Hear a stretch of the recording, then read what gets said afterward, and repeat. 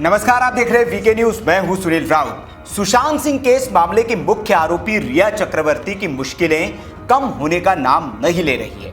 उसके खिलाफ रोज नए नए सबूत सामने आ रहे हैं और उसके झूठ भी बेनकाब हो रहे हैं। और कोर्ट में भी ये बात अब धीरे धीरे ही सही साबित होती जा रही है कि रिया ड्रग्स लेती थी और सुशांत को भी ड्रग्स देती थी, जिस वजह से ही वो डिप्रेशन का शिकार हो रहा था।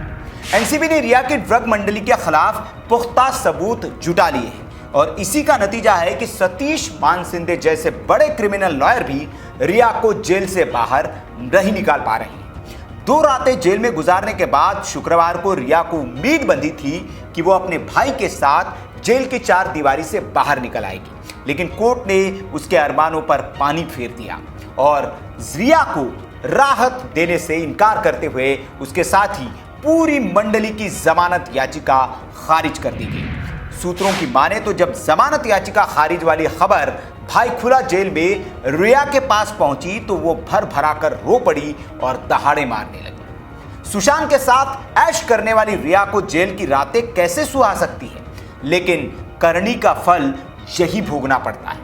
रिया पर एक नौजवान को मौत के मुंह में धकेलने जैसा संगीन इल्जाम है, उसकी सजा तो उसे भुगतनी ही पड़ेगी। इसके अलावा रिया ने खूब झूठ बोला है और खुद को बचाने के लिए वो झूठ लगातार बोल रही है। इससे पहले मंगलवार को भी मजिस्ट्रेट अदालत ने रिया चक्रवर्ती को जमानत देने से इनकार कर दिया था।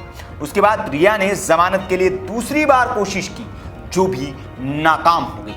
हालांकि रिया के वकील ने कोर्ट में जमानत के लिए कई दलीलें दी थी। रिया के वकील ने कहा कि रिया ड्रग्स नहीं लेती थी, सिर्फ सुशांत के लिए ड्रग्स मंगाती थी। उन्होंने ये भी कहा कि रिया की गिरफ्तारी दूसरे लोगों के बयानों के आधार पर हुई है। साथ ही एनसीबी को रिया के घर से कोई ड्रग नहीं मिला है। रिया के वकील ने कोर्ट में कहा कि मुंबई पुलिस और एनसीबी के बीच भारत पाकिस्तान जैसे हालात हैं। रिया के वकील ने कहा कि उसके ऊपर दबाव बनाकर बयान लिया गया था। रिया ने उस बयान से कोर्ट में इनकार कर दिया जो उसने एनसीबी को दिए थे। रिया के वकील ने कहा कि तिल का पहाड़ बनाया जा रहा है, लेकिन रिया और उसके वकील की सारी दलीलें धरी की धरी रह गई और रिया की जमानत अर्जी खारिज कर दी गई। अब कोर्ट से मिले इस झटके के बाद रिया को 22 सितंबर तक जेल में ही रहना होगा, क्योंकि कोर्ट ने उसे 14 दिन की न्यायिक हिरासत में भेजा।